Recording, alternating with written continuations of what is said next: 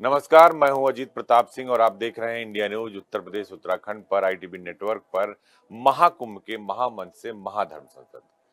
धर्म संसद की आवश्यकता इसलिए पड़ गई है क्योंकि आज की तारीख में सनातन पर बहुत सारे लोग सवाल खड़ा कर रहे हैं, उसमें राजनीतिक मंच सबसे आगे हैं। राजनीति के चलते, वोट बैंक के चलते सनातन को ही नकारने की एक प्रक्रिया और विरोध करने का सिलसिला शुरू हो गया। आज हमारे साथ अर्जी वाले हनुमान जी के आचार्य महामंडलेश्वर स्वामी प्रेमानंद जी महाराज हमारे साथ मौजूद हैं। उनसे पूछेंगे क्योंकि वो बहुत प्रखर और मुखर हैं ऐसे लोगों को जवाब देने के लिए।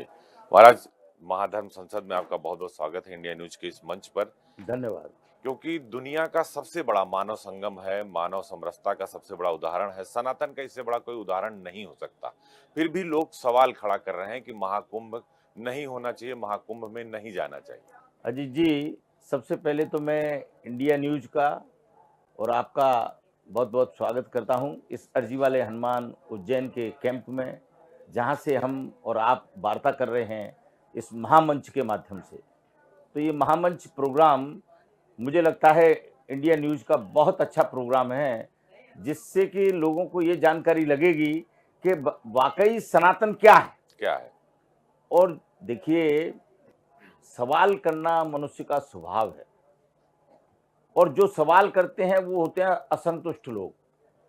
इस देश का दुर्भाग्य कहना चाहिए कि आज़ादी के बाद 70 साल तक ऐसे लोगों की सरकार रही जिनका धर्म से कोई सरोकार नहीं था, जिन्होंने धर्म को कभी समझा ही नहीं। अब ये नाम के पीछे जो शब्द लगाते हैं वो भी उनकी वास्तविकता नहीं है। राहुल गांधी को कह रहे हैं। देखिए, मैं नाम तो गांधी टाइटल तो महात्मा गांधी की। चूंकि कुंभ का ये मंच है, और अजीत जी, कुंभ में मैं कोई ऐसी बात नहीं कहना चाहता, पर समझदार के लिए इशारा काफ़ी है। और लोग समझते हैं इस बात को कि जो पीछे वो लगाते हैं वो है नहीं, वो क्या है, इसकी वास्तविकता लोगों को अवश्य जानना चाहिए। वो राम को काल्पनिक बताते हैं, रामलला का दर्शन करने नहीं जाते हैं राहुल गांधी या प्रियंका गांधी, लेकिन इस बार कह रहे हैं कि हम फरवरी में जाएंगे स्नान करने महाकुंभ में। तो क्या है ये? देखिए, यही तो उनकी सोच है। जो अमृतकाल का समय है उसका भी उस परिवार को ज्ञान नहीं है। अमृतकाल का पंचांग के हिसाब से समय 14 जनवरी से 3 फरवरी तक है। 14 जनवरी को हमारा प्रथम स्नान मकर संक्रांति का, द्वितीय स्नान जो है मौनी अमावस्या का भी 29 जनवरी का होने वाला है। उसमें हम प्रातःकाल 6 बजे अपनी अखाड़े की छावनी से अपने अपने शाही रथों पर बैठकर स्नान करेंगे। तीसरा जो स्नान है वो बसंत पंचमी का 3 फरवरी का।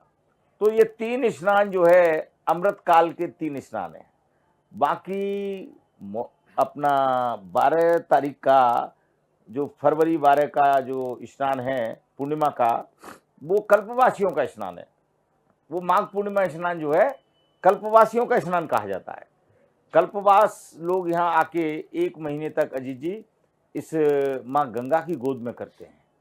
कल्पवास जो है आज के ज़माने में हम अगर उसको शब्द कहें तो रिजुविनेट करना बॉडी को, तो वो कल्पवास का समय है। लोग आते हैं कल्पवास में, लोग अपने अपने घरों से अपना अपना सामान लाते हैं, बिस्तर लाते हैं, खाने का लाते हैं, एक टाइम खाना खाते हैं, सिर्फ एक टाइम। आप ये कह रहे हैं कि राहुल गांधी यानी गांधी परिवार को जो है ज्ञान ही नहीं है कि कब कौन सा स्नान है, अमृतकाल कब है। देखिए, ये तो आपने ही कह दिया, मेरी बात को आपने भली भांति लोगों तक पहुंचा दिया अजीत जी, उसके लिए मैं आपको धन्यवाद देता हूं। कि लोग आपसे सुनना चाहते हैं कि राहुल गांधी क्या सोचते हैं, प्रियंका गांधी क्या सोचते हैं सनातन के बारे में और महाकुंभ के बारे में। देखिए, अगर पेड़ जो है बबूल का है तो उस पर आम की कल्पना कैसे की जा सकती है। अब आप जानते हैं कि पेड़ कैसा है, उसके ये फल हैं, तो कैसे होंगे। तो मेरा कहना ये है कि जिन लोगों को इस बात का ज्ञान नहीं है कि कुंभ कब है और कुंभ का स्नान कब है, अब यूं तो वो गंगा में कभी भी आए, कभी भी डुबकी लगाएं, यहाँ लगाएं, बनारस लगाएं, अपने गंगोत्री में लगाएं, सब जगह लगाएं। गंगा की डुबकी किसको मना है। अखिलेश यादव को बहुत दर्द होता है महाराज जी। अखिलेश यादव कहते हैं कि सरकार ने इस पूरे प्रोग्राम को, कुंभ को इवेंट बना दिया है, योगी जी को कैबिनेट नहीं करनी चाहिए। देखिए, मैं तो आदरणीय मुख्यमंत्री जी को बहुत साधुवाद और बहुत धन्यवाद देता हूं। ऐसा मुख्यमंत्री मेरे जीवन में मैंने इतने कुंभ किए, अखिलेश यादव का ही कुंभ किया मैंने। मैं चलिए पहले अखिलेश यादव के कुंभ की बात बता देता हूं। 2013 उस समय चीफ सेक्रेटरी थे जावेद उस्मानी। मुझे नाम इसलिए याद है कि मुझे लगता है हर दूसरे दिन मुझे उनको खटखटाना पड़ता था कि आप संस्कृति के साथ खिलवाड़ नहीं कर सकते, आप अगर अन्य धर्म के हैं तो आप इस कुंभ को बर्बाद नहीं कर सकते। भगवान ने आपको, अगर इस समय आप पूर्व जन्म में हो सकता है सनातनी रहे होंगे, आप हिंदू धर्म में पूर्व जन्म में पैदा हुए होंगे, परंतु इस जन्म में उन पुण्यों के कारण आपको एक अच्छा पद मिल गया और आप चीफ सेक्रेटरी हो गए। तो और प्रदेश सरकार की सबसे बड़ी एग्जीक्यूटिव अथॉरिटी चीफ सेक्रेटरी होता है। बिल्कुल। तो मैं अजीत जी हर दूसरे दिन उनको खटखटाता था और उनको बताता था कि भाई देखो, आपका जो प्रभारी मंत्री है वो भी दूसरे धर्म का है। आजम खान नगर विकास मंत्री थे। हाँ, आप ही नाम लेते जा रहे हैं, मेरा काम आसान कर रहे हैं। मुझे लगता है कि ये बहुत अच्छी बात हो रही है आज के इंटरव्यू में कि मुझे इन विधर्मियों का नाम नहीं लेना पड़ रहा। ये सब विधर्मी है, अधर्मी है। इनको अधर्मी और विधर्मी तो जनता ने बता दिया है। सबके अंत कैसे हुए हैं ये किसी से छुपा नहीं है। और देखो, गोस्वामी तुलसीदास जी ने अजीत जी बहुत अच्छी बात लिखी कि निज कर करम भोग कर भ्राता, जसु तज करो तसु फल चाखा। गोस्वामी तुलसीदास जी ने कहा कि निज कर कर्म भोग कर भ्राता, आप जैसे कर्म करेंगे भोग कर जाएंगे, वैसे ही भोग के आप जाएंगे। ये कलयुग है, इसमें त्रेता और सतयुग जैसी बात नहीं है कि आज आप कर्म करेंगे और आपको तीसरे जन्म में आपको चुकाना पड़ेगा। ये कलयुग है। इस कलयुग में आपको, आज आपने कर्म किए हैं, आपको तत्कालिक लाभ होगा और तत्कालिक हानि होगी। अगर आप मंत्र जाप करेंगे, पूजा करेंगे, पाठ करेंगे, कुंभ में स्नान करेंगे तो आपको तत्कालिक लाभ है। एक सवाल महाराज जी, अखिलेश यादव ने कहा कि योगी सरकार ने को कैबिनेट नहीं करना चाहिए था महाकुंभ में, और उसे वो पूरी तरह से पॉलिटिकली बना रहे हैं और पूरे मंत्रिमंडल को लेकर नहीं जाना चाहिए था। तो जो आप कह रहे हैं कि अखिलेश और आजम अधर्मी थे, क्या उनका ये अधर्म अभी तक जारी है? थोड़ा सा अपनी पिता की बुद्धि को छोड़ के स्वयं की बुद्धि इस्तेमाल करें। इनके पिताजी की बुद्धि कैसी थी? इनके पिताजी की बुद्धि ऐसी थी कि उन्होंने कार सेवकों पर गोलियां चलवाई और उस पाप के प्रायश्चित के लिए इन्होंने पिताजी की मूर्ति यहां कुंभ में लगवा दी है। तो पिताजी की मूर्ति यहां कुंभ में भेजने की क्या जरूरत थी? है? अब उनके जीते जी तो उनको पवित्र कर नहीं पाए, अब मर के पवित्र करना चाहते हैं। और तो दूसरी, मूर्ति पाप का प्रायश्चित है। मैं तो यही समझता हूं कि कुछ प्रायश्चित होगा इनके मन में, तभी यहां मूर्ति भेजी है।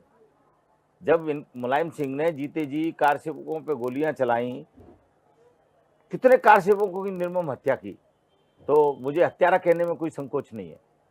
जिसने इस तरह के पाप किए हैं उनके लिए मैं अजीत जी, एक बात मेरे साथ सदैव रही है, मैं हनुमान जी का उपासक हूँ। अर्जी वाले हनुमान को मैं हजारों लोगों की प्रतिदिन अर्जी लगाता हूँ।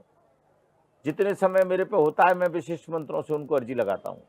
जब मैं प्रयागराज में हूँ तो यहाँ भी प्रतिदिन हमारे यहाँ 10-15 हज़ार अर्जी डेली लग रही हैं और इन अर्जियों को हम एक थैली में पैक करके विधि विधान से उज्जैन भेज देते हैं, जहाँ पुजारी जी विशिष्ट मंत्रों से अर्जियाँ लगाते हैं। तो मैंने हमेशा अपने जीवन का एक सूत्र रखा कि हानि लाभ जीवन मरण, यश अपयश विधिहात। तो मैं इन लोगों की किसी बात से डरने वाला व्यक्ति नहीं हूँ। जो सत्य है वही सनातन है, इसलिए मैं हमेशा सत्य के बोलने का हमेशा कोशिश करता हूँ और मेरी जानकारी में जो होता है उसको मैं सत्यता से ही परोसता हूँ। अखिलेश तो सत्य को नकार रहे हैं, सनातन को नकार रहे हैं, कह रहे हैं कुंभ में क्यों स्नान जाने करने लोग जा रहे हैं, खुद लेकिन हरिद्वार चले जाते हैं स्नान करने। यही तो उनको सिखाना है। एक अच्छे गुरु की अखिलेश को जरूरत है। देखो, गुरुविन भवनिधि तरई ना कोई, जो विरंच शंकर सम हुई। एक अखिलेश को एक अच्छे गुरु की आवश्यकता है। अखिलेश यूं व्यक्तिगत अच्छे हैं, मेरे से कई बार भेंट हुई है, कभी कभी हमें एयरपोर्ट पे मिल जाते हैं, तो अच्छे हैं, परंतु गुरु नहीं कोई। पर उनको एक अच्छे गुरु की सख्त आवश्यकता है, जो उनके पिताजी के द्वारा दिया हुआ कचरा उनकी बुद्धि में भरा हुआ है ना, उसको साफ करने के लिए गंगाजल का पान, गुरु का ज्ञान और कुंभ में स्नान, ये तीनों उनके लिए जरूरी है। अखिलेश, आप ये कह रहे हैं कि अखिलेश को जो है गंगा जल का पान, गुरु का ज्ञान और कुंभ में स्नान, संगम में स्नान, संगम में स्नान, ये शुद्ध होने के लिए हाँ जरूरी है, इसलिए जरूरी है। नहीं तो अभी तो ठीक है, आगे उनकी पार्टी से कई कार्यकर्ता जुड़े हुए हैं, हमारे हिंदू कार्यकर्ता भी जुड़े हुए हैं। मुझे चिंता उन हिंदू कार्यकर्ताओं की है। मैंने इसलिए इस बात के लिए एक अपील की है कि जो इस तरह की बातें करते हैं, हमारे हिंदू जितने भी कार्यकर्ता हैं, उनको ऐसी राजनीतिक पार्टियों का त्याग कर देना चाहिए। वो तो 80-20 की खाई की बात। उनको लगता है कि जो तुष्टीकरण की नीति है, अगर हम कुंभ में चले जाएंगे, अगर हम रामलला के दर्शन करने चले जाएंगे, तो उनका जो यम वाई समीकरण है वो टूट जाएगा, वोट बैंक उनसे खिसक जाएगा, शायद इसलिए विरोध कर रहे हैं। तो अखिलेश यादव को भी मुसलमान मानते हैं? मुझे ये मालूम नहीं था, ये आज आपसे मालूम पड़ा है। एम बाई समीकरण, यस, एम बाई समीकरण माने एम और बाई भाई भाई, तो एम और बाई भाई भाई हैं। तो मुझे आज मालूम पड़ा है कि यादव लोग कम कुंभ में क्यों आ रहे हैं उत्तर प्रदेश से, इसलिए आ रहे हैं कि वो अपने आप को मुसलमानों का भाई समझते हैं। अब तो पीडीए पे आ गए, पिछड़ा, दलित और अल्पसंख्यक।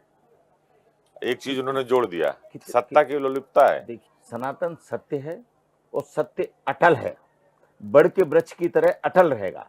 परंतु बरसात में जितने ये कुकुरमुत्ते आते हैं ना, ये बरसात में ही पनपते हैं और बरसात में ही खत्म हो जाते हैं। योगी जी ने दिल्ली में कहा कि जैसे हमने कैबिनेट की और हमारे साथ पूरा का पूरा मंत्रिमंडल, उसमें दानिश आजाद अंसारी भी थे, ब्रजेश पाठक भी थे, केशव मौर्य भी थे, सुरेश खन्ना भी थे, जो है आशीष पटेल, मतलब सभी समाज के लोग थे उसमें, रजनी चौधरी भी थे। तो उन्होंने कहा कि केजरीवाल एक ऐसा जीव है जिसे शुद्ध होने के लिए कुंभ में स्नान करना चाहिए और अपनी पूरी कैबिनेट के साथ जाना चाहिए। ये मुख्यमंत्री जी, आदरणीय मुख्यमंत्री जी ने फ्री में सलाह दे दी। मैं होता तो कम से कम एक भंडारे का चार्ज तो करवाता ही उनसे क्योंकि ये इतनी बड़ी सलाह दे दी। माने योगी जी ने जो कैबिनेट यहाँ की, लोग उस पर तरह तरह के सवाल उठा रहे हैं क्योंकि उनको ज्ञान नहीं है। उन्होंने, देखिए, लोगों ने इतना, ये कुंभ मेला इतना बड़ा मेला है कि मुसलमानों की 156 कंट्री हैं, उसमें से 40 कंट्रियां की जनसंख्या और इस कुंभ मेला में आने वाले श्रद्धालुओं की जनसंख्या बराबर है। माने 40 करोड़ का जो सरकार अनुमान कर रही है, तो मुसलमानों की करीब 56-57 कंट्रियां मिला दें तब भी 40 करोड़ नहीं हो रहे। तो ये इन लोगों को ये मालूम ही नहीं है कि ये क्या है और इसको कैसे निर्विघ्न संपन्न होता है, क्योंकि इसको निर्विघ्न संपन्न करने का जो दायित्व है वो है भगवान का। बिना भगवान के संपन्न नहीं हो सकता। और योगी जी, माननीय योगी जी, संत पहले हैं, मुख्यमंत्री बाद में। ये आप सब लोगों ने भी महसूस किया होगा। उनका हृदय एक संतत्व हृदय है। उनके मुख्यमंत्री होने पर भी कई सारे राजनीतिक दल, अखिलेश यादव और कई सारी पार्टियां जो है केजरीवाल सवाल करते हैं कि भाई सन्यासी राजा कैसे हो सकता है। देखिए, मैंने क्या कहा, अल्प बुद्धि और आधा प्रशिक्षित हथियार चलाने वाला, आधा ज्ञानी जो है बहुत खतरनाक होता है। जिसको आधा शस्त्र चलाने वाला हो, उसको आप हथियार दे दो तो वो गोली कहाँ दागेगा भगवान जाने। तो ये अल्प बुद्धि वाले लोग हैं। इनको अभी मैंने क्या कहा, एक गुरु की सख्त आवश्यकता है। और मैं तो ये कहता हूं कि अगर ये कुछ ना सीखना चाहें, ना पढ़ें, तो कम से कम अगर कुंभ में 10 दिन रह जाएंगे और इन साधनाओं का अगर ये दर्शन कर लेंगे तो कुछ इनको बुद्धि आ जाएगी। इन लोगों को ये मालूम नहीं है कि कैबिनेट से कितना बड़ा लाभ हुआ है। कैबिनेट का जो लोग क्या कहते हैं कि 3 मेडिकल कॉलेज, अरे उनकी क्या जल्दी थी यहाँ से घोषित करने की। लोगों ने कहा इतने पुल बन रहे हैं, धर्म सर्किट बना दिया उन्होंने। हाँ, चित्रकूट को जोड़ दिया, गंगा एक्सप्रेस को जोड़ दिया। इसकी क्या जरूरत थी आज घोषित करने की? भाई आज घोषित किया है अजीत जी, तो मैं आपसे पूछता हूं कि तत्कालिक लाभ उनको कौन सा हो गया इस बात से? हाँ बिल्कुल है, माने जो घोषित किया उससे तत्कालिक लाभ तो है नहीं, परंतु हर सनातनी के मन में एक इच्छा होती है और स्थान की पवित्रता होती है और वहां से बड़ी घोषणाएं होती है जो दीर्घकाल तक याद रखते हैं लोग। अजीत जी, लाल किले से प्रधानमंत्री देश के लिए बहुत सारी घोषणाएं क्यों करते हैं? क्यों करते हैं? स्मृतियां बनी रहे, स्मृतियां बनी रहे। तो वो तो स्मृतियों के लिए है, पर ये तो अंतःकरण शुद्ध के लिए है। और जिन चीजों की घोषणाएं हुई हैं उनको मां गंगा का जो आशीर्वाद मिलेगा, जो साधु संतों का आशीर्वाद मिलेगा, तो निश्चित वो घोषणाएं बहुत जल्दी पूरी होंगी। ये तो एक बात हो गई, पर लोगों को ये नहीं मालूम कि ये कैबिनेट कितनी जरूरी थी। देखिए, हमने कई कुंभ किए। अखिलेश यादव ने बहुत सारे ट्वीट कर लिए कि गंगा में स्नान होकर पवित्र हो जाइए, बुद्धि आपकी ठीक हो जाएगी, कैबिनेट की क्या जरूरत थी, राजनीतिकरण कर रहे हैं। देखिए, उनको मालूम ही नहीं है। मैंने क्या कहा, अल्प बुद्धि वाला बालक जो है वो परीक्षा कैसे दे पाएगा, उनको ज्ञान नहीं है इस बात का। एक्चुअल क्या है, वो M/2 समीकरण में है ना। अल्प बुद्धि। आपने बता ही दिया, विधर्मी भाई, M के संग 22 हो गया आप। मुझे तो ये आज एक अच्छा शब्द मिल गया कि 22 भी माने यादव, यस। तो यादव भी मुसलमानों के भाई हैं, ये मुझे आज मालूम पड़ा है। तो मुझे लगता है कि इस कारण उनकी बुद्धि में थोड़ा ज्ञान कम है। और इस कैबिनेट का सबसे बड़ा मैं लाभ आपको बताना चाहता हूं, जो हमारे पूरे देश की जनता जाने कि इस कैबिनेट का सबसे बड़ा कारण क्या था। कुंभ में आने वाले श्रद्धालुओं की संख्या, अजीत जी, पहले से डिसाइड नहीं होती। किस अखाड़े में कितने साधु आ जाएंगे, कितने भगत आ जाएंगे, कितने खालसा आ जाएंगे, कितनी महिलाएं आ जाएंगी, कितनों को हमको नागा बनाना है, कितनों को हमको दीक्षा देना है, ये कुछ माने मालूम नहीं रहता। और हर दिन हमारे पास भीड़ बढ़ती है। और इस कुंभ की एक विशेषता रही है अजीत जी कि कभी कोई ये प्रिडिक्ट नहीं कर सकता कि आज कितने लोग आ जाएंगे। ये मैं पिछले 5-7 कुंभों से इसको एनालिसिस कर रहा हूं। तो मुख्यमंत्री जी ने इस बात की चिंता ली कि इतने लोग आ रहे हैं, उनके लिए शौचालय कहां। जितने शौचालय मुख्यमंत्री जी ने आदरणीय ने सैंक्शन किए थे वो एक संग सब जगह लगा देते, तो मालूम पड़ा कि उस खालसा का उस रूट से कोई आदमी आ ही नहीं रहा। ठीक बात है। तो वो शौचालय बेकार हो जाते। फिर एंड टाइम पे मुख्यमंत्री जी शौचालय कहां से लाते। ठीक बात है। 1.5 लाख शौचालय बनाया उन्होंने। नहीं, अरे 1.5 लाख तो बने हैं, अभी और बन रहे हैं अजीत जी। 1.5 लाख से काम नहीं चल रहा हमारा। तो एंड टाइम पे जो रिजर्व शौचालय हैं उनको कहां फिट करें, तो उसका कोई आंकड़ा कोई खालसा, कोई अखाड़ा, कोई संत नहीं दे सकता। वो तत्कालिक ही वो जानकारी दे सकता है। तो कल की कैबिनेट से पहले हम सब लोगों से जानकारी ली गई थी, खासतौर में सतत संपर्क में रहा, तो ये जानकारी ली गई थी कि महाराज जी कौन सी दिशा से हमको मूवमेंट हाई करना है, कौन सी दिशा से हमको मूवमेंट लो करना है, कितने शौचालय हमको किस साइड लगाने हैं, कितनी खाद्यान्न की व्यवस्था हमको किस साइड करनी है। तो ये सब बहुत छोटी छोटी जानकारियां हैं, पर इनका बिना इनके कुंभ संभव नहीं है। ओवैसी को क्या कहेंगे? ओवैसी भी बहुत सवाल खड़े करते हैं और कहते हैं कि उनके पास एक भाई है, अगर उसको छूट मिल जाए तो सब खत्म कर देंगे हम।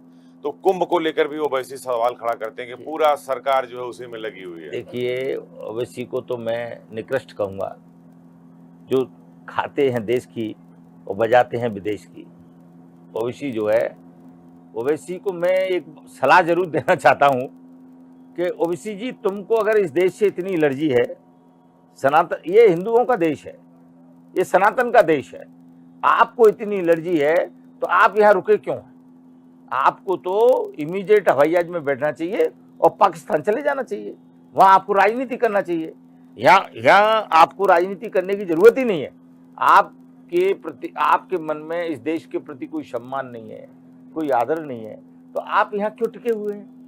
आपको ऐसा क्या लालच है? मैं आपको बताता हूं क्या लालच है। उनको लालच है कि पाकिस्तान में जाएंगे तो भूखे मर जाएंगे। जो इस देश की संपदा का भोग कर रहे हैं, क्योंकि यहाँ सबको स्थान मिला है। आपको मैं एक जानकारी दे दूं, जब अहमद शाह अब्दाली ने 1700 में आक्रमण किया मथुरा पर, तो नागाओं ने उनको भगाया, मारा, उस सेना को परास्त किया। लाखों की सेना को मात्र 400 नागाओं ने परास्त किया था। परंतु वहां भी अजीत जी एक बात बहुत विशेष थी कि जैसे ही सूर्यास्त होता था युद्ध बंद हो जाता था। और जब युद्ध बंद हो जाता था तो चूंकि वो बहुत दूर से आया था अहमद शाह अब्दाली, तो उसका राशन पानी सब खत्म हो गया था। तो हमारे ही सनातन के लोग, हमारे ही हिंदू धर्म के लोग उसको रात को राशन पहुंचाते थे, क्योंकि हमारे देश की ये परंपरा है, अतिथि देवो भव। तो अतिथि देवो भव की परंपरा से हम लोग जीवन जीते हैं। उस समय रात्रि में उनको राशन पहुंचाया जाता था और उस राशन से वो भोजन पाते थे और उस भोजन को पाकर उसी ताकत से वो फिर हमसे लड़ते थे। तो हमारे देश की तो परंपरा ऐसी है, इसलिए ये ओवैसी और ये सब चल रहे हैं, परंतु ये ज्यादा समय तक अब नहीं है। इनको इस बात को स्वीकारना पड़ेगा कि हिंदुस्तान में रहना है तो वंदे मातरम कहना है। करौली सरकार है, आप जानते हैं उनको। करौली सरकार के सामने आप प्रश्न लेकर जाइए तो जवाब वो पहले से लिख कर रखते हैं। उन्होंने कहा कि ओवैसी जैसे लोगों का शुद्धिकरण होना जरूरी है, वो शुद्ध हो जाएंगे तो सनातन में वापस आ जाएंगे। देखिए, ये बात तो उन्होंने ठीक कही कि ओवैसी का शुद्धिकरण होना जरूरी है। ये तो मैं हमेशा से कहता रहा हूँ कि पहले ये भारत नहीं था, पहले ये आर्यावर्त था, फिर उसके बाद अखंड भारत बना। अखंड भारत की सीमाएं हमारी ईरान से अफगानिस्तान तक थी और जिस अफगानिस्तान को हम अफगानिस्तान जिसकी राजधानी कंधार है, उसका नाम प्राचीन गंधार था। कौरवों की माँ गंधारी वहीं से थी। कौरवों की माँ गंधारी जो है गंधार की थी, गंधार की थी, इसलिए उनका नाम गांधारी पड़ा, गांधार प्रदेश से थी। तो ये करौली बाबा ने ठीक कहा है कि इनका शुद्धिकरण आवश्यक है। और मैं उनको एक बात और कह देता चाहता हूं इस बात से कि शुद्धिकरण की आवश्यकता नहीं है। मैं तो ये कहता हूं कि ये लोग अब समझ गए हैं और हो सकता है भगवान ने इनका डीएनए जागृत कर दिया हो, क्योंकि इनका पुराना डीएनए तो आर्य समाज का ही है, आर्यावर्त का ही है, सनातनियों का ही है। तो मुझे डीएनए सनातनी है। हाँ, ओवैसी का डीएनए सनातनी है। इनके 4 पीढ़ी 5 पीढ़ी पहले के पूर्वजों के नाम आप निकालोगे तो वो निश्चित कोई व्यास होगा, कोई पुरी होगा, कोई गिरी होगा, कोई भारती होगा, ऐसा ही नाम होगा। अरे आपको मैं बताऊं, मैं अभी जम्मू कश्मीर में गया था, वहां हमारी एक निरंजनी अखाड़े की प्रॉपर्टी है, तो मैं उसका सीमांकन कराने गया। तो मैं उतर के वहां गांव में भी चला गया, 2-3 गांव थे पास में, ये रजौरी पुंछ के पास की बात है। तो मैं गांव में चला गया। अब मैं गांव में गया तो मैंने क्या देखा कि कमाल खान हो सकता है, राजीव खान, अब राजीव खान कैसे हो सकता है? कैसे हो सकता है? सोनिया खान कैसे हो सकती है? माने जो हमारे रामेश्वर खान है, रामेश्वर खान कैसे हो सकता है? कैसे हो सकते हैं? तो मैंने उन लोगों को कहा, सबको मैंने कहा देखो, तुम्हारा आगे का काम तो ठीक है, ये पिछवाड़ा जो बिगड़ गया है इसको थोड़ा ठीक कर लो, ठीक कर दो तो ठीक हो जाओगे। तो उसी का परिणाम है कि बहुत सारे लोग इस कुंभ में भी संपर्क में हैं। एक निश्चित कार्यक्रम होगा, उसमें वो अपने घर को वापस आना चाहते हैं। तो मैं ओवैसी को भी सलाह दे देता हूं कि कुंभ बहुत बड़ा मौका है, यहाँ बड़े बड़े संत विद्वान महंत महात्मा हैं, जिसमें आपकी श्रद्धा हो, और किसी में श्रद्धा नहीं हो तो अर्जी वाले हनुमान में श्रद्धा कर लो, हम यही शुद्धिकरण कर देंगे उनका। और अगर मैं आपको इससे आगे की बात कह देता हूं, अगर वो हर हर गंगे और जय शिव शंकर कहेंगे तो मैं अपने रथ पर उनको शाही स्नान कराऊंगा। ओवैसी को अगर हर हर गंगे और शिव गंगे कहेंगे तो आप शाही स्नान कराएंगे अपने रथ पे बैठा के? बिल्कुल। तो हनुमान जी की गदा क्या करेगी फिर? नहीं, हनुमान जी की गदा नहीं तो उसको मारा है, जब तो ऊपर चढ़ पाएगा रथ पे। बिना हनुमान जी की गदा खाए उसकी क्या ताकत के वो ऊपर चढ़ जाए? तो अखिलेश को भी शुद्ध कर दीजिए फिर, लगे हाथ। देखिए, मैं तो आपको कहता हूं, आपका हेडक्वार्टर लखनऊ है, मेरी आवाज मुझे लगता है अखिलेश तक पहुंच नहीं रही है। अगर आप मेरी आवाज को उन तक पहुंचाएंगे तो मैं आपको भी बहुत बहुत धन्यवाद दूंगा और 101 रुपए इनाम भी दूंगा। ज्यादा तो नहीं दे सकता, क्योंकि नहीं, संतों से तो आशीर्वाद चाहिए, तो इनाम की जरूरत नहीं, पर 101 जरूर दूंगा जी, अगर आप मेरा ये काम कर देंगे, क्योंकि आप दिन रात उनसे मिलते हैं, निश्चित बात पहुंचेगी आपकी वहां, लखनऊ रहते हैं, और आप उनसे कहिए कि महाराज जी आपके कान में कुछ कहना चाहते हैं और आपको अपने रथ पे बिठा के स्नान कराना चाहते हैं।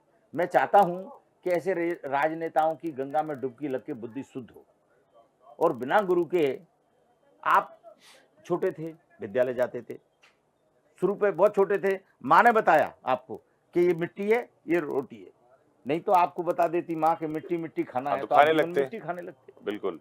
तो गुरु के बिना आपकी गति नहीं है। तो आपने माँ से सीखा कि रोटी और मिट्टी, फिर आप विद्यालय गए, आपने गुरु से सीखा आ बा सा दा ई ABCD, ये सब गुरु से सीखा। गुरु से सीखने के बाद फिर आप जॉब में आए, जॉब में भी आपके कोई गुरु रहे होंगे, मैं कह रहा हूँ, हाँ बिल्कुल, मैं कह रहा हूँ आपको, आपका निश्चित कोई अजीत जी गुरु रहा हाँ बिल्कुल, होगा बिल्कुल थे। जिसने ये बताया होगा कि फ्रेम ऐसे बनाओ, हाँ, कैमरा ऐसे चलाओ, बिल्कुल। लाइट ऐसे करो, बिल्कुल ठीक बात है। एडिटिंग ऐसे करो, दिखाओ ऐसे, मिलो इनसे। माने हर कुछ, कोई भी ज्ञान है बिना अजीत जी गुरु के नहीं मिलता। और मैं तो कहता हूं भारत की भूमि बहुत धन्य है, जहां अनेक गुरु हैं, अनेक विधाओं के गुरु हैं। तो इस भूमि पे रहने के बाद भी इतने ये राजनेता इतने विचलित हैं, तो इनको आ जाना चाहिए। बिल्कुल आ जाना चाहिए। और अखिलेश तक मेरी आप बात पहुंचाइए। मैं अखिलेश को, डिम्पल को, उनकी बेटियों को, बेटे को, सबको मैं अपने रथ पे बिठा के स्नान कराना चाहता हूं, क्योंकि आफ्टर ऑल जननेता है वो, उनकी बुद्धि का नहीं, शुद्धिकरण। वो सनातन से भी हैं। देखिए, वो कुंभ में नहीं आते हैं, रामलला का दर्शन करने नहीं जाते हैं, लेकिन जो वैदिक रीति रिवाज है, सनातनी परंपरा है, उसी हिसाब से काम करते हैं। घर में रुद्राभिषेक करते हैं, हरिद्वार में गंगा जी में डुबकी लगाते हैं, बट यहाँ महाकुंभ में पर नहीं आते और अयोध्या में नहीं जाते। देखिए ऐसा जीना क्या जीना, मरमर के जीने में कोई लाभ नहीं है। छुप छुप भगवान ने एक जन्म दिया है। अखिलेश जी, मैं आपको एक अपील इंडिया न्यूज के माध्यम से एक अपील कर देता हूं। आप जब मेरा ये वाक्य सुनेंगे तो सनातन जो है वो हमेशा वीर परंपरा से हुए हैं। और मुझे तो आज मालूम पड़ा, बड़ी प्रसन्नता हुई है कि आप रुद्राभिषेक भी करते हैं, आप वैदिक रीति रिवाज से पूजन करते हैं। तो मैं चाहता हूं कि उसकी फोटो भी ट्वीट करते हैं। उसकी फोटो भी ट्वीट करते हैं। यस, ये तो और अच्छी बात है कि आप सबको बताते भी हैं। कि हम सनातनी हैं, हाँ, हम हिंदू हैं। तो मैं आपको सर्टिफाइड, मैं अब आपको सर्टिफाइड करना चाहता हूँ। कहते हैं ना, हर आइए चीज रथ का पे बैठिए। हर चीज का एक ISI मार्का होता है। हाँ, यस। तो मैं अखिलेश यादव और सनातन का आईएएस अवैधुद्दीन ओवैसी जो है, मैं तो नाम भी ठीक से नहीं ले पाता उसका, क्योंकि विधर्मियों के नाम मैं लेता नहीं कभी। मैं कहता हूं जैसा आप खाएंगे वैसा आप गाएंगे, वैसी आपकी मति बनेगी। जो बोलेंगे या यति सामति। तो आईएएस तो मैं इन दोनों को ISI मार्का ठोक के परमानेंट सील देना चाहता हूं कि आप सनातनी हैं। पर डरिए मत, आइए। नहीं, वो तो डरते हैं ना कि हमारी सत्ता चली जाएगी, हम वापस सत्ता में आएंगे नहीं, हमारा वोट बैंक चला जाएगा, देखिए, इसीलिए दिखाते हैं बट करते नहीं है। इनको ये समझना पड़ेगा कि सत्ता तो आपकी वैसे ही चली गई। आप क्या सोचते हैं, आपकी सत्ता कभी वापस आने वाली नहीं है, क्योंकि सनातनी जाग चुका है। तो वही वापस आ जाए। हाँ, इसीलिए तो मैं उनको वेलकम कर रहा हूं। मैं उनको, देखो मैं गुरु हूं, ऐसा है मुझे कुछ, जो कोई भेंट चढ़ाता है तो आशीर्वाद देता हूं, नहीं चढ़ाता है तो आशीर्वाद देता हूं। मेरे यहाँ आप इतने दिनों से संपर्क में हैं, आपने देखा हो कि यहाँ सबके लिए समान है। समान है, बिल्कुल। यहाँ कोई छोटा बड़ा नहीं है, यहाँ किसी में कोई भेदभाव है ही नहीं। ये हनुमान जी का दरबार है, अर्जी वाले हनुमान का दरबार है। यहाँ सबको अर्जी लगाने का अधिकार है। अधिकार है। मैं तो ये कहता हूँ कि इनके यहाँ सबको, तो अखिलेश यादव और अवैधुद्दीन ओवैसी जो हैं, उनको मैं एक निवेदन और करता हूँ कि आओ, अपनी अर्जी लगाओ, अपनी बुद्धि शुद्ध करो, और ISI मार्क का जो है महामंडलेश्वर स्वामी प्रेमानंदपुरी से प्राप्त करो। मैं बाकायदा सर्टिफिकेट दूंगा उनको। अच्छा, हनुमान जी पर बात याद आ गई मुझे कि अर्जी वाले हनुमान जी के आप आचार्य महामंडलेश्वर संभल में जब हुआ, तो हनुमान जब रथ यात्रा निकली तो वहाँ एक डिप्टी SP थे, उन्होंने हाथ में हनुमान जी की गदा ले ली। उस पर अखिलेश यादव और ओवैसी और समाजवादी पार्टी की पूरा टूट पड़े कि गदा कैसे उठा ली, आगे आगे रथ पे कैसे, रथ के आगे कैसे गदा लेके कोई पुलिस वाला चल सकता है। देखिए, अखिलेश यादव और अवैधुद्दीन ओवैसी जो हैं, किसी शादी में तो गए होंगे ना, हैं? बिल्कुल। गए थे कि नहीं गए थे? रोड पे भी चले होंगे, चले थे कि नहीं चले थे? निश्चित चले होंगे। बिल्कुल चलते हैं? वहां गधे, वो घोड़े तो अब मिलते नहीं है शादी में, क्यों? घोड़े तो बड़े महंगे हो गए हैं। बिल्कुल, घोड़े खच्चर तो मिलते हैं, घोड़े तो खच्चर करोड़ों के हो गए हैं। बिल्कुल। हैं? आजकल दूल्हा काय पे बैठ रहा है? गधे पे। गधे पे। मैं इन शब्दों को नहीं कहना चाहता था, पर आपने कह के मेरा काम ठीक किया है। तो गधे के सामने जब चल रहे हैं रोड पे, तो हनुमान जी के सामने चलने में शर्म आ रही है। ऐसे लोगों के लिए ही तो मैं कहता हूं, इन्हीं का तो मुझे शुद्धिकरण करना है गंगा जल पिला के, कि उनको फर्क समझ में आना चाहिए कि वाकई भगवान ने हमको किस लिए जीवन दिया है, हम इस संसार में क्यों आए। इस वक्त कुंभ में सबसे ज्यादा वायरल हो रहे हैं एक IIT बाबा, वो अपने आप को कल्कि अवतार बोलते हैं कि मैं भगवान महादेव हूं और मैं कल्कि अवतार हूं। देखिए, ऐसा है, एक मैं पागल खाने के सामने से निकल रहा था, बहुत 4-5 साल पहले की बात है। आगरा में मेरी गाड़ी जा रही थी और उसी समय पता नहीं उन पागलों को कहाँ ले जा रहे थे लोग, और उसमें से 3 पागल जो है, 2-3 पागल नीचे निकले और एक ने मुझे खट सैल्यूट किया, मेरे से कहा कि मैं जो है एसपी हूँ। एक ने तो ये तक कहा कि मैं देश का प्रधानमंत्री जवाहरलाल नेहरू। तो आईआईटी बाबा के लिए मैं क्या कहूँ, अब आप समझ जाओ कि जो अपने आप को, कल्कि का जो वर्णन भागवत जी में लिखा है कि वो संभल में पैदा होंगे, एक विष्णु यज्ञ नाम के ब्राह्मण के यहाँ पैदा होंगे, ये सब शास्त्र में लिखा है। अब उसके बावजूद ये आईआईटी और पीएचडी और प्लान कंप्यूटर, पता नहीं कौन कौन से बाबा हैं। हमारे सनातन संस्कृति में तो आईआईटी पीएचडी कंप्यूटर कभी रहे नहीं, ना किसी शास्त्र में है। तो अब मुझे तो ऐसा लगता है कि इनको पागल खाने का चेकअप जरूर करना चाहिए।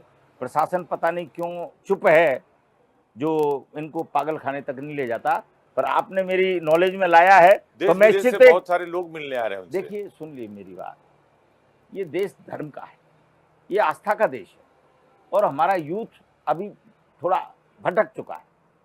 तो जहां आप एक काम करिए जी, इस गंगा में आप रात को 5 लाल लाइटें लगा दीजिए, पूरे कुंभ की भीड़ आप वही पाएंगे। तो हमारे लोगों, हम जिज्ञासु लोग हैं, कोई भी कैसा भी हो, हम किसी का अपमान नहीं करते हैं, हम जिज्ञासु हैं। हम जिज्ञासा के कारण उसको देखने चले जाते हैं, और उसको जिज्ञासा बढ़ाने का काम आप ही लोग कर रहे हैं, आपके ही सब चैनल कर रहे हैं। मैंने, आपको मालूम है, मेरी ये खबर मैंने TV9 के माध्यम से, मैंने एक TV9 पे लाइव किया था, उसके माध्यम से मैंने एक खबर कही कि ये यूट्यूबर जो है सनातन संस्कृति को भ्रष्ट कर रहे हैं, क्योंकि यहाँ का जो प्रशासन है वो भी यूट्यूबरों से थोड़ा डरता है कुंभ के कारण। यूट्यूबर क्या करते हैं? न्यूसेंस क्रिएट करते हैं। न्यूसेंस क्रिएट करते हैं, उनको मालूम ही नहीं है, पता नहीं किस केस से। आप नहीं बताया ना, आईआईटी पीएचडी का जान कौन कौन से कंप्यूटर, और एक कौन से बाबा बताए थे, करौली सरकार। करौली है। अब सरकार तो भगवान नारायण है, उसके अलावा मैंने तो अपने जीवन में किसी शास्त्र में, किसी धर्म ग्रंथ में कभी मैंने सरकार नहीं पढ़ा। तो ऐसे वो कहते हैं कि आईआईटी बाबा अगर हमारे सामने आ जाए तो हम उसे सूट बूट पहना के वापस कनाडा भेज देंगे। अब उनमें इतनी ताकत है तो वो आईआईटी बाबा को खींच क्यों नहीं लेते? जो भेजने की ताकत रखते हैं उनको बुलाने की ताकत भी होना चाहिए। और आईआईटी बाबा ये कह रहे हैं कि हमें उनका चैलेंज स्वीकार है, मैं चलूंगा, देखता हूँ उनका मंत्र काम करता है कि मेरा। अच्छा है, जब आप अगर हों तो इन दोनों की द्वंद्व का निर्णायक मुझे बना दीजिए, तो कम से कम मैं फैसला तो ठीक दे दूंगा बिल्कुल ठीक दोनों भ्रमित लोगों का। तो ये सनातन के विरुद्ध एक षड्यंत्र है। मुझे तो ऐसा लगता है कि जिस तरह शिरडी के जो साईं बाबा हैं, उनको इस देश में पुजवाने के लिए एक षड्यंत्र रचा गया। साईं बाबा को नहीं मानते आप? साईं बाबा क्या है जो मैं मानूं? आप बताइए, आपसे ज्ञान ले लेता हूं मैं, आप बताइए। साईं बाबा, भीड़ पूरी दुनिया जाती है। मैंने आपको क्या कहा कि आप गंगा जी में 5 लाइट लगा दीजिए। हम जिज्ञासु लोग हैं, इस देश की संस्कृति में हमेशा जिज्ञासा रही है। साईं क्या थे? साईं कुछ नहीं थे, साईं एक मुसलमान थे, और क्या थे? हमारे हिंदुओं को मैं आपके माध्यम से एक अपील और करना चाहता हूं। बड़ी बात बोल रहे हैं कि साईं एक मुसलमान थे, मुसलमान थे। मैं बड़ी बात नहीं, मैं आपको तथ्यात्मक बोल रहा हूँ। बिल्कुल, साईं एक मुसलमान थे। तो उनको आप वो नहीं मानते? साईं बाबा नहीं मानते। हमारे भगवान आदि शंकराचार्य स्वरूपानंद सरस्वती जी महाराज ने, जो मेरे गुरु भी हैं, जिनका मैं श्री विद्या से दीक्षित शिष्य हूँ शंकराचार्य परंपरा का, तो हमारे गुरुदेव ने तो मंदिरों से साईं बाबा की मूर्तियां हटवाई।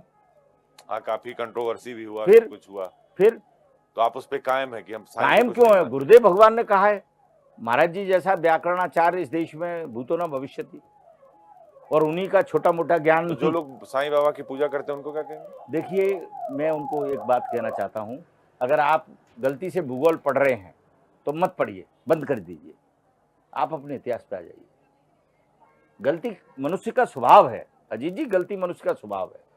अभी देखो, हम और आप जब लाइव ये चालू कर रहे थे महामंच प्रोग्राम, तब देखा पीछे ट्रैक्टर वाले ने ट्रैक्टर ही चला दिया, जबकि उसको मालूम है कि यहाँ इंडिया न्यूज का प्रोग्राम हो रहा है। तो पर गलती करना मनुष्य का स्वभाव है। तो जो साईं की पूजा कर रहे हैं, मैं तो महाराष्ट्र सरकार को मैंने एक पत्र लिखा था कि ये साईं की प्रतिमा की जगह शिवलिंग बिठा दीजिए, नहीं तो हनुमान जी बिठा दीजिए, कम से कम लोगों को आशीर्वाद तो शिरडी मिलेगा। में शिरडी में बड़ी बात बोल रहे हैं आप इंडिया न्यूज पे। मैं इंडिया न्यूज पे क्या, मैं आपके पूरे देश के लिए कह रहा हूं ये बात कि आप साईं की जगह हनुमान जी को बिठा दीजिए, कम से कम लोगों को, चिरंजीवी है, सब तो चिरंजीवी है हमारे, उनका आशीर्वाद तो मिलेगा। साईं से क्या मिलना है, साईं से कुछ मिलना थोड़ी है। साईं देखिए, जो अपने जीवन में अपने लिए रोटी नहीं जुटा पाया, जो अपने लिए वस्त्र नहीं जुटा पाया, वो किसको क्या देगा, आप बताइए।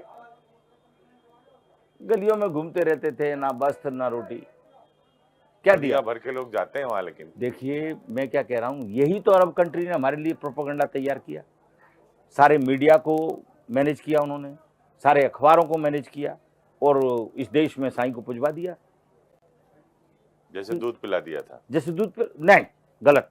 देखिए उस पर भी लोगों ने सवाल ऐसा खड़ा नहीं किया। है। आप उज्जैन आइए, मैं आपको आमंत्रित करता हूं, अजीत जी, मैं आपको काल भैरव ले चलूंगा, मैं पूरी इंडिया न्यूज की टीम को आमंत्रित करता हूं। वो तो हम लोग भी जाते हैं, चढ़ाते हैं। फिर कहां जाती है?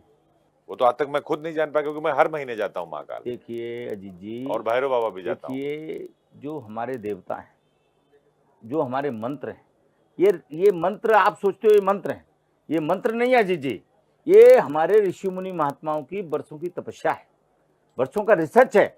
हमारे ऋषि मुनि महात्मा वैज्ञानिक होते थे।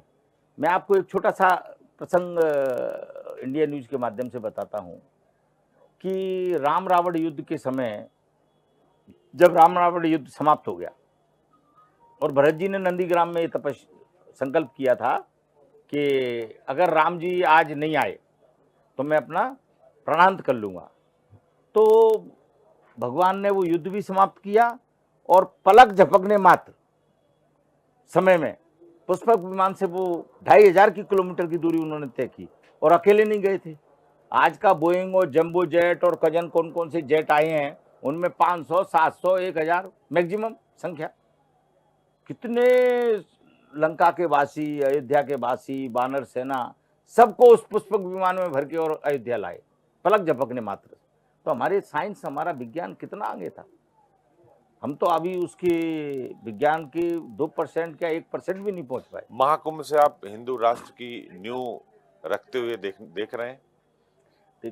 मैं तो कहता हूं, क्योंकि चर्चा शुरू हो गई हिंदू राष्ट्र की। मुझे ये लगता है कि अब हम सब लोगों में पुनः भारत को अखंड भारत और विश्व गुरु बनाने का संकल्प जाग चुका है।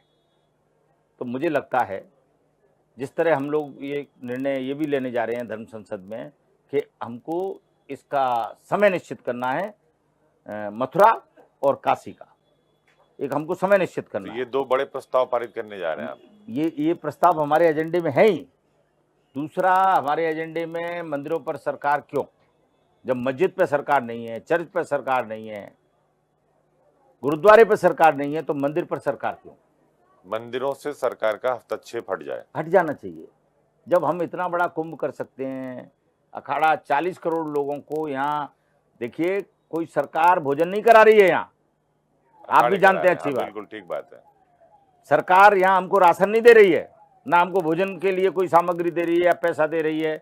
हम सब लोग अपने अपने क्षेत्रों से आते हैं, अपने अपने भगत जगतों का पैसा लाते हैं, उस पैसे से हम यहाँ भोजन व्यवस्था, रहना ठहरना, नल पानी, लाइट, बिजली, सब व्यवस्था करते हैं। लेकिन इस धर्म संसद से सरकार का कोई लेना देना भी नहीं है। देखिए, सरकार का किसी चीज से लेना देना और नहीं लेना देना, इन बातों में फर्क है। धर्म संसद का मतलब ये है कि धर्म कैसे चले, आगे धर्म में क्या क्या काम हो, आगे धर्म कैसे चलेगा, पुराने धर्म हम चला रहे थे उसमें क्या संशोधन आवश्यक है, और एक उसका बोर्ड बन जाए जिससे ये वक्फ बोर्ड जो है, अप फॉर वक्फ बोर्ड जो नाम का एक बोर्ड है, मैं तो नाम भी नहीं लेता, जिसको मैं भूमाफिया बोर्ड कहता हूँ। ये वक्फ बोर्ड नहीं है, भूमाफिया बोर्ड है। इसमें तो बहुत संपत्तियों पर दावा करते हैं, उनका चले तो आधा हिंदुस्तानी उनका। अरे इसका सबसे बड़ा उदाहरण अजीत जी हमारा महाकुंभ है। माने एक 50-60 साल पहले जो बोर्ड बना वो कहता है कि ये भूमि हमारी है, जबकि आदिकाल से, त्रेता से यहाँ माघ मेला और महाकुंभ होता आ रहा है। तो इसलिए इस भूमाफिया बोर्ड को समाप्त करना और इसकी जगह एक सनातन बोर्ड की नींव और स्थापना करना, ये सनातन संसद का तो जो मुख्य आप विषय है। धर्म संसद करने जा रहे हैं उसमें सनातन बोर्ड, काशी और मथुरा, जी, ये 3 बड़ी चीजें हैं। और संबल तो हमारा हो ही गया। संबल ले लेंगे। हाँ, संबल के लिए तो हमने कह दिया है प्रशासन को कि इसमें हम कोई कोर्ट नहीं जाना चाहते। जब हमारा प्रमाणित हो गया है, आईएसआई ने कह दिया है, तो आप हमको दे दीजिए। ऐसा ही सर्वे में सामने भी आ गया है। आ रहा है, सर्वे में कई मूर्तियां निकली हैं, सब कुछ निकल ही रहा है। अखिलेश यादव कह रहे हैं कि सब पूरा प्रायोजित है। देखिए, ये तो इन लोगों की परंपरा रही है कि ये जाके रात को छुपाया ही होंगे। अगर प्रायोजित है तो इनके भी वहाँ संबल में कार्यकर्ता हैं, इनकी भी पार्टी के लोग हैं। वो क्या कर रहे थे उस समय अगर प्रायोजित था? वो पहले क्यों नहीं? पत्थर लेके आ रहे थे। नहीं नहीं, देखिए, पत्थर मारना तो इनका स्वभाव है। फूल तो ये बरसा नहीं सकते। जब फूल नहीं बरसा सकते तो देखिए, मैंने आपको एक बहुत अच्छी बात कही थी अजीत जी कि अगर बबूल का पेड़ बोएंगे तो आम कहाँ से खाएंगे? तो जो इनके संस्कार और संस्कृति में होगा वही करेंगे। तो संस्कार और संस्कृति भूल गए हैं। इसीलिए तो मैं आपको निवेदन कर रहा हूं कि मेरी बात आप पहुंचा दीजिए प्लीज। और मैंने देखो आपके लिए 101 रुपए का एक इनाम भी रखा है, तो आप उसको ग्रहण करिए। मैं तो अग्रिम देने को तैयार हूं भाई, आप जाइए। नहीं, आपकी बात पहुंचाएंगे, हम लोग इंडिया न्यूज के माध्यम से पहुंचाएंगे कि भाई आपकी बुद्धि की शुद्धि जरूरी है, आपके और संस्कार की अर्जी जरूरी वाले है। हनुमान कैंप के 2 रथ हैं, उनमें एक रथ पर आप आइए, पूरे परिवार बैठिए शाही स्नान करिए और शाही स्नान करिए, हर हर गंगे बोलिए और गंगा में डुबकी लगाइए। ओवैसी भी ओवैसी आए तो मैं तो उनके लिए टिकट की व्यवस्था कर दूंगा हैदराबाद से। मैं अपने भगत जगत से जो मुझ पे पैसा आता है, मैं उससे उनके टिकट भेजूंगा। आप और भी लोग हैं, कन्हैया कुमार जैसे, उमर अब्दुल्ला जैसे, देखिए, स्टालिन जैसे लोग। सुन लीजिए मेरी बात, अगर 10-20 होंगे तो उतनी की कैपेसिटी तो हमारे कैंप की है। आप तो नाम बताइए, हमसे टिकट कराइए, बुलवाइए इनको, हमारी बात इन तक पहुंचाइए, क्योंकि मैं चाहता हूं कि जितने लोगों की शुद्धि हो जाए जल्दी से जल्दी, उतना मामला ठीक हो जाएगा। एक चीज और महाराज, जो चारों शंकराचार्य जी महाराज लोग हैं, आपस में उनकी एकता नहीं है देखिए, और उसका प्रभाव कुंभ पर भी पड़ता है, सनातन भी पड़ता है, हमारी संस्कृति धर्म पर, क्योंकि फिर अखाड़ों की अलग अलग ताकत दिखने लगती है, उनकी अलग अलग दिखने लगती है, एक बिखराव दिखता है जिसका जो सामने बैठे लोग हैं, अखिलेश यादव, ओवैसी जैसे लोग हैं, उस पर भी सवाल खड़ा कर देते हैं। राहुल गांधी जैसे लोग हैं, स्टालिन जैसे लोग हैं, उमर अब्दुल्ला की तो आपस में एक नहीं है, तो किस एकता और अखंडता की बात कर रहे हैं? देखिए, अभी हमारे शंकराचार्य मठ और महा अनुशासन व्यवस्था में बद्रीनाथ की पीठ खाली है, वहाँ कोई शंकराचार्य अभी नहीं है। बाकी गोवर्धन पीठ पर निश्चलानंद जी महाराज हैं, भारती तीर्थ हैं और तीसरे शंकराचार्य सदानंद जी हैं। जी, ये 3 शंकराचार्य जो है मान्य हैं। और अभी मुक्तेश्वरानंद जी भी कहते हैं कि देखिए, हम मुक्तेश्वरानंद जी अपने आप को शंकराचार्य कहते हैं, तो आप मानते रहिए। उनको कोर्ट ने शंकराचार्य नहीं माना है। जस्टिस BR गवई की कोर्ट में उनका मैटर अभी पेंडिंग है। महाराज जी, पूज्य स्वरूपानंद जी महाराज और वसुदेवानंद जी महाराज को 22 सितंबर 2017 को इलाहाबाद हाई कोर्ट के निर्णय के अनुसार दोनों को ज्योतिषपीठ बद्रीनाथ का शंकराचार्य नहीं माना गया था। उसके बाद पूज्य गुरुदेव भगवान सुप्रीम कोर्ट गए, तो उस समय अरुण मिश्रा साहब की कोर्ट में ये मैटर चल रहा था। तो अरुण मिश्रा साहब ने जो हाई कोर्ट का ऑर्डर है उसको स्टे नहीं किया था, सिर्फ एक फैसिलिटी मंजूर की थी कि जब तक जो हाई कोर्ट ने जो परंपराओं से नया शंकराचार्य नियुक्त करने का जो आदेश दिया है वो नहीं होगा, तब तक आप बद्रीनाथ पीठ को संभालेंगे, पर जब तक आप जीवित हैं। उसके बाद फिर जब महाराज जी का गोलोक गमन हो गया, तो अमुक्तेश्वरानंद जी ने जो है उस अभिषेक को कराने की कोशिश की थी, जिसको सुप्रीम कोर्ट ने जो है मना कर दिया। और सुप्रीम कोर्ट ने कहा कि अभी चूंकि कोर्ट में मैटर पेंडिंग है, इसलिए जब तक कोर्ट से मैटर का निकाल नहीं हो जाता तब तक फिर वो किस आधार पर बोलते हैं कि वो शंकराचार्य हैं? देखिए, आप अगर जो आबा काबा जो रहना मैं तो बोलना, देखिए, मैंने क्या कहा, अब कालनेमी कहो या साधु कहो, क्या फर्क है? फर्क तो एक ही है। अपने आप में स्वयंभू, स्वयंभू, आप ही कह रहे हैं। अहम ब्रह्मास्मि। हाँ, तो हमारे यहाँ संविधान व्यवस्था सर्वोपरि है। तो जस्टिस बी आर, यानी वो शंकराचार्य नहीं है आपके मुताबिक, नहीं मेरे मुताबिक क्या, कोर्ट इस के मुताबिक? माने संवैधानिक व्यवस्था के मुताबिक, इस देश के लॉ एंड ऑर्डर के मुताबिक, इस सनातन परंपरा के मुताबिक, तीनों के मुताबिक नहीं है। वो तो योगी जी और मोदी जी पर बहुत सवाल खड़ा करते हैं अभिमन्यु देखिए कृष्णानंद जी, देखिए गौ सेवा के नाम पर, और कई सारे मुद्दे उठा देते हैं देखिए, ताकि जो बढ़ खुद काम जाए। नहीं करता वो फ्री रहता है। आदमी कौन सवाल पूछेगा? आदमी वही सवाल पूछेगा। आप ये मत समझिए कि मैं आपके लिए कह रहा हूं, नहीं, क्योंकि हमारा आपका ये तो पेशा काम है, ही है। सवाल पूछना आपको तो काम इसकी है। तनख्वाह मिलती है भाई, आपका जीविकोपार्जन होता है इससे, बिल्कुल, ये हमारी नौकरी है। नौकरी है। इसलिए आप अपने अपने ऊपर मत लीजिए मेरी बात को नहीं। कि महाराज जी ऐसा कह रहे हैं। परंतु मैं आपसे ही पूछता हूं कि सवाल कौन पूछेगा? सवाल वही पूछेगा जो खाली होगा। जो काम वाला बंदा होगा उसको तो कब सुबह जगता है, कब रात को सोता है, उसे मालूम ही नहीं होता है। तो मोदी जी, आदरणीय मोदी जी, हमारे देश के यशस्वी प्रधानमंत्री, जो 24 घंटे काम करते हैं। मैंने तो ये सुना कि कभी कभी मैं, चूंकि गुजरात में मैंने बाबा सीताराम की मड़ियों से बहुत यात्राएं निकाली, उस समय मेरा बड़ा घनिष्ठ संपर्क रहा, करीब से जानने का मुझे मौका मिला। तो मैंने तो ये देखा कि रात के 2 बजे भी मैंने मीटिंग की है उनके साथ, और इसके गवाह पुरुषोत्तम रूपाला जी हैं, क्योंकि वो उस समय प्रदेश अध्यक्ष थे, वो भी मेरे बड़े अनन्य भगत हैं।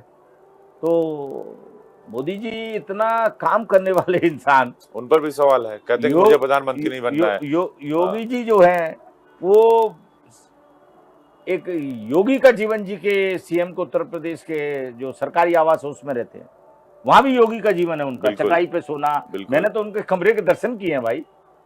मैं भी गया हूँ कई बार। हाँ, तो अब आप ये मानिए, जिस व्यक्ति दरी को, बिछी होती, चटाई बिछी मैं क्या होती। कह रहा हूँ, जिस व्यक्ति को सुख सुविधाओं के लिए कोई जीवन थोड़ी जीना है। ये कर्म पुरुष लोग हैं, ये ऐतिहासिक पुरुष लोग हैं। ये हमेशा अजीत जी इतिहास बनाने और समाज कल्याण के लिए आए हैं, जो अपना सुख चैन छोड़ के सब व्यवस्थाओं के लिए अपना जीवन न्यौछावर कर दिया है। इनको अगर बलिदानी पुरुष भी कहा जाए तो अतिशयोक्ति नहीं होगी। इसलिए मैं इन दोनों को हमेशा जो है राज ऋषि कहता हूँ। जिस तरह राजा के संग ऋषि रह के और राजकाज को चलाते थे, ये आज भी दोनों उसी राज ऋषि परंपरा से राजकाज चला रहे हैं। कहा भी जाता है कि अगर सन्यासी राजा, उसको उसके पीछे कोई स्वार्थ नहीं होता, उसके राज में काम ज्यादा होता है और प्रजा सुखी रहती है। हाँ, तो आप देख रहे हैं ना। लेकिन राजनीतिक दलों के मंजूर नहीं है। देखिए अजीत जी, एक छोटी सी बात मैं आपको बता देता हूँ। 2013 का कुंभ था और यही मौनी अमावस आ रही है, माने भगदड़ मच गई थी। सबसे बड़ा पर्व पूरे संसार के सनातनियों का वो दिन। उस दिन इन नलों में पानी नहीं था। हम अखाड़ों में 20-25 हजार पानी की बोतलें भक्तों ने, दिल्ली वाले, कोई भेज रहा है, कोई कुछ भेज रहा है, अपने दान पुण्य करना स्वभाव है। बिल्कुल, कोई पानी भेजता है, कोई आटा भेजता है, कोई 20-25 हजार बोतलें हमने पीछे के कैंपों को दी हैं। पानी नहीं था, नलों में पानी नहीं था, बंद कर दिया गया था। मुझे तो ऐसा ही लगता है ये षड्यंत्र था कि मौनी अमावस्या को कैसे जाना लोगों की जान जाए। उसी का परिणाम हुआ, उनकी भावना थी तो हादसा हो गया। 40 लोग मर गए। हाँ, 36-40 वो जावेद उस्मानी बनाई चीफ सेक्रेटरी इसलिए था कि कुंभ को बर्बाद करे। तो ये विधर्मी हैं, कुछ भी कर सकते हैं। इसीलिए मैं आपको पुनः एक बार फिर निवेदन करता हूं कि आप मेरा मैसेज पहुंचाइए प्लीज। एक आखिरी सवाल महाराज जी, क्या ये नया भारत है और ये नया भारत क्या चाहता है? देखिए, ये आपने बहुत अच्छी बात कही, वाकई ये नया भारत है। और हम 14 से अब तक का अगर सफर देखें तो इस भारत ने बहुत ज़्यादा उपलब्धियां प्राप्त की हैं। आज हमारे युवा, देखो पहले मैंने देखा कि 13 से पहले घर में एक मोबाइल होता था, उस पर ही सब बात करते थे। अभी एक आदमी के पास 3 है। और बात करते थे वो तो ठीक है, उसमें भी एक बात ये थी कि जब पिता बात कर रहा होता था तो पुत्र लाइन में खड़ा होता था कि मुझे भी बात करना है, और पिताजी को धीरे से चोटी काटता था, हमारा नंबर है, कि हमारा नंबर है। और दूसरा ये कहता था कि डाटा खत्म ना हो जाए। डाटा बहुत महंगा था, बहुत महंगा था डाटा। बिल्कुल, इनकमिंग का भी पैसा लगता था। इनकमिंग का भी पैसा लगता था। तो अब आप देखिए, मैं जाना बड़ी बात नहीं कहता, जो आम आदमी के हाथ में चीज है, जो रिक्शे वाले के हाथ में है, जो ठेले वाले के हाथ में, जो कचौड़ी वाले के हाथ में है, जो गुमटी वाले के हाथ में, उस हाथ में जो चीज है जो सबको दिख रही है, उसमें इतनी बड़ी क्रांति आ गई, तो इसको नया भारत नहीं कहेंगे? ये बहुत छोटी सी बात मैंने आपको बताई है कि माने कितनी बड़ी बात थी और कितनी सहज हो गई। तो हम निश्चित फिर हमने अनेक ट्रेनें चलाई, अनेक एयरपोर्ट बनाए, अनेक बंदरगाह बनाए। माने मेरा कहना ये है कि नए भारत का अब चूंकि देखिए, आप दिल्ली कभी गए हों तो वहाँ देखा हो बगल में कचरे का बहुत बड़ा पहाड़ है। उस पर बहुत पॉलिटिक्स हो रही है। अब वो पॉलिटिक्स तो एक अलग विषय है, पर मैं एक बात उसके माध्यम से कह देना चाहता हूँ कि उस कचरे को हटाने में टाइम तो लगेगा। बिल्कुल लगेगा। तो 70 साल का कचरा हटाने में भी 10 ही साल तो हुए। अभी टाइम चाहिए, लगेगा। टाइम चाहिए। तो मैं लोगों को तो समझ लेना चाहिए ना जिनकी इंडिया न्यूज के माध्यम से अपने देश के सभी सनातनी भाई बहनों को एक अपील करना चाहता हूँ कि मोदी जी ने जो पिछली बार नारा दिया था, अब की बार 400 पार, तो मैं आज नारा देता हूँ कि जो भाजपा सरकार है, अब की बार 425 पार, और ये होगा, क्योंकि अब हमने सबने इस कुंभ से कमर कस लिए। इसीलिए डर लग रहा है अखिलेश को, राहुल को। तो देखिए, मैंने कि क्या कहीं कहा, पूरी सत्ता अभी है नहीं, जो है वो भी चला मैंने क्या जाएगा। कहा, इन दोनों को भी हैदराबाद पहुंच जाना चाहिए। देखिए, देश की राजधानी से कम फ्लाइट है, हैदराबाद से पाकिस्तान के लिए ज़्यादा फ्लाइट है, आपको जानकारी दे दूं मैं। तो इनको लखनऊ से हैदराबाद पहुंच जाना चाहिए और सभी भाइयों को एक विमान में बैठ के अपने अपने गंतव्य स्थान को पहुंच जाना चाहिए, हैं? तो ये देश अब स्वीकार नहीं करेगा। बहुत बहुत शुक्रिया महाराज जी। स्वामी प्रेमानंद जी महाराज जी थे हमारे साथ, अर्जी वाले हनुमान जी के आचार्य महामंडलेश्वर, और बेबाकी से उन्होंने इंडिया न्यूज के इस महाधर्म संसद पर सवालों का जवाब दिया। और उन्होंने कहा कि अखिलेश, राहुल और ओवैसी जैसे लोग जो देश का और सनातन का विरोध करते हैं, उन्हें हैदराबाद से फ्लाइट पकड़कर पाकिस्तान चले जाना चाहिए, यानी ये देश छोड़ देना चाहिए। उन्होंने कहा कि धर्म संसद होगी तो हम काशी मथुरा का प्रस्ताव पारित करेंगे और देश में अब सनातन बोर्ड की जरूरत है, क्योंकि अब भारत नया भारत है और हिंदू राष्ट्र बनने की तरफ चल पड़ा है। ओवैसी और अखिलेश को उन्होंने नसीहत दी है कि वो आए, महाकुंभ में स्नान करें, हम उनको सनातन में वापस लाएंगे और अपने शाही जो है रथ पर बैठाकर उन्हें महाकुंभ की डुबकी लगाएंगे। और अखिलेश यादव को गुरु की जरूरत है, क्योंकि उनके पास उनके पिता का ज्ञान है, जिन्होंने राम भक्तों पर, कारसेवकों पर गोली चलाई थी। उन्होंने ओवैसी और राजनेताओं को, केजरीवाल को भी कहा है कि वो भी आके यहाँ डुबकी लगाएं, तो शायद उनकी भी दिन जो है वो सुधर जाएंगे। और एक बात कि गांधी खानदान, जिसके पास टाइटल भी उसकी अपनी नहीं है, जो देश की बात नहीं करता, जो सनातन की बात नहीं करता, जो राम को काल्पनिक बताता है, वो देसी नहीं बल्कि विदेशी हैं। उन्हें अपने गंतव्य तक जाना चाहिए और इन सब का शुद्धिकरण होना जरूरी है। हम आपको फिर लगातार इंडिया न्यूज के मंच पर, महामंच पर महाधर्म संसद लेकर आते रहेंगे। रोज रात 9 बजे हम आपको महाकुंभ से महाधर्म संसद दिखाएंगे। बने रहिए इंडिया न्यूज उत्तर प्रदेश उत्तराखंड के साथ। नमस्कार।